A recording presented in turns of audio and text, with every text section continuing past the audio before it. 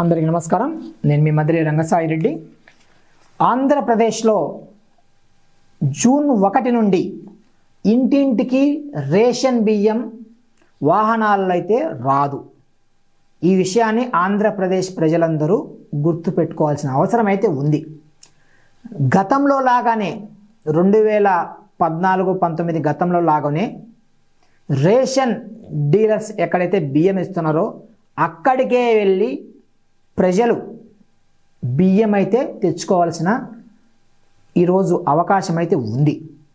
ఎందుకంటే గత వైసీపీ ప్రభుత్వంలో దాదాపు 4 ఏళ్ళు అంటే 20 నుంచి దాదాపుగా 24 వరకు కరోనా టైంలో కూడా ఇంటింటికి రేషన్ బియ్యం అనేది ఇవ్వడం అయితే జరిగింది. అంటే కార్డుదారులు ఇంటి దగ్గరికే, సరే ఇంటి దగ్గరికి పోలేకపోయినా ఆ వీధిలో అయిపోతే పక్క వీధిలో అలా మొదటి 15 రోజులైతే ఈ రేషన్ బియ్యం అయితే అందుబాటులో ఉన్నాయి. కొన్నిసార్లు వారం రోజులు కూడా మొదటి వారం రేషన్ బియ్యం అయితే ఇవ్వడం జరిగింది. అప్పుడు పెద్ద పెద్ద క్యూలు ఉంటే మళ్ళీ వచ్చేవాళ్ళు. కానీ ఈ రేషన్ డీలర్ల దగ్గర ప్రధాన సమస్యలు గతంలో ఆల్రెడీ ప్రభుత్వానికి కంప్లైంట్ ఇచ్చారు. ఎప్పుడు తెరుస్తారో తెలియదు, ఎప్పుడు మూస్తారో తెలియదు, ఎన్ని రోజులు ఇస్తారో తెలియదు అని రకరకాల ఫిర్యాదుల వల్ల ఆ రోజు వైసీపీ ప్రభుత్వం కార్డుదారుని ఇంటి దగ్గరికే రేషన్ బియ్యం సరఫరా అయితే జరిగింది. కానీ దీనివల్ల వాహనాల ఖర్చు, అలాగే ఆ డ్రైవర్లకు ఇచ్చే వేతనం, ఇవన్నీ కొన్ని వందల కోట్ల రూపాయల ఖర్చు అయితే జరిగింది. ఈ ఖర్చును తగ్గించుకోవడం కోసం ఈరోజు ఈ రేషన్ వాహనాలకి ఒక ఫుల్ స్టాప్ పెట్టాలి, రేషన్ వాహనాలు అవసరం లేదు అనే ఒక నిర్ణయానికైతే వస్తుంది.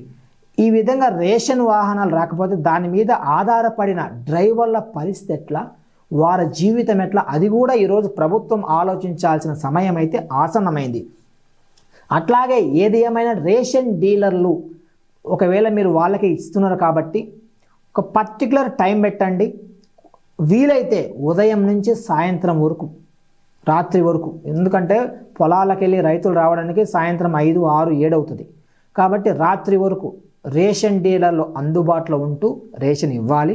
అలాగే మొదటి 15 రోజులు రేషన్ ఇస్తే కొంత ఉపయోగం ఉంటుంది. అలాగే ఈ ప్రక్రియ సరిగా నడుస్తుందో నడవడో అని చెప్పేసి కనీసం మండల స్థాయిలో ఒక మానిటరింగ్ కమిటీ పౌర సరఫరాల శాఖ ఆధ్వర్యంలో నిర్వహిస్తే ప్రజలకు సక్రమంగా అందుతుంది. లేకపోతే మాత్రం వైసీపీ వారు దీన్ని ఒక అవకాశంగా మలుచుకొని గతంలో మేమున్నప్పుడు ఇంటి వద్దకే ఈ రేషన్ ఇవన్నీ ఇచ్చాము, ఈరోజు కూటమి ప్రభుత్వం ఆ విషయంలో ఫెయిల్ అయింది అని ఒక భారీ స్థాయిలో ప్రజల వ్యతిరేకత తేవడానికైతే గట్టి అవకాశం ఉంది. కాబట్టి కూటమి నాయకులు ఈరోజు అర్థం చేసుకొని ప్రజారంజక పాలన అందించడం కోసం ఈ పౌర సరఫరాల ఏదైతే వ్యవహారంలో మీరు మార్పు తీసుకుంటున్నారో దీన్ని ప్రజలకు అనుగుణంగా చేయండి.